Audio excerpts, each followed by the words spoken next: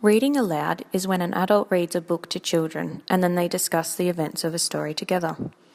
This strategy is recommended to teachers who are teaching students of emergent literacy. Reading aloud is beneficial to students, especially those who are having difficulty in learning, as it provides a familiarity with literacy. It has been found that children who are experiencing difficulties with literacy development benefited from reading aloud as they learnt the aspects of vocabulary from discussing storybooks. The effectiveness of reading aloud is built upon by teachers when they discuss words in the story, particularly words which are unfamiliar to children. The advantages of reading aloud for children are numerous and include development and improvement in vocabulary and comprehension, learning concepts about print, books and structures of a story, improvement in recall and writing, increased reading motivation and development of attention span and listening skills.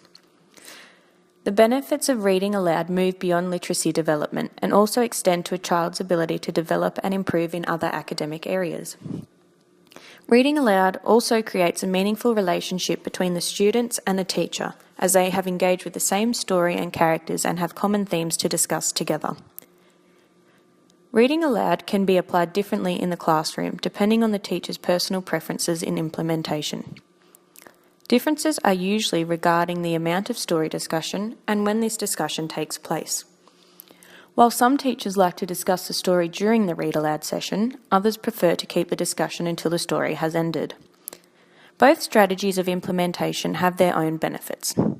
Whilst discussion during the story allows for an interactive, engaging experience which improves comprehension, discussion afterwards gives students time to process the entire story and make a connection between their own personal experiences.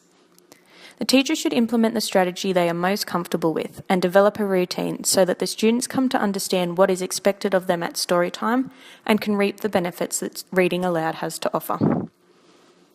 A limitation of reading aloud is that it is a cultural practice, and a teacher cannot expect all of their students to have similar experiences with literacy outside of school.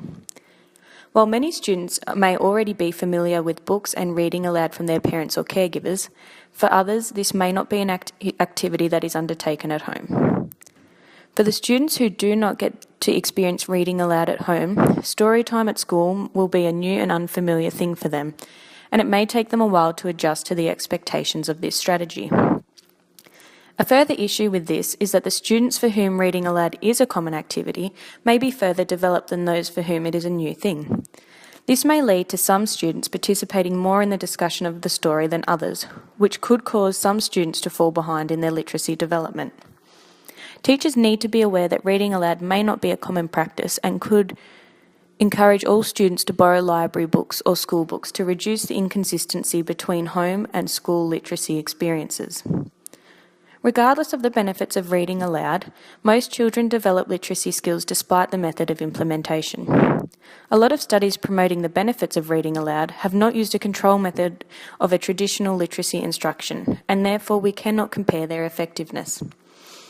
However, we do know that reading aloud is a powerful way for emergent literacy users to develop their skills because it is a meaningful, authentic, engaging experience for children which is both interactive and interesting.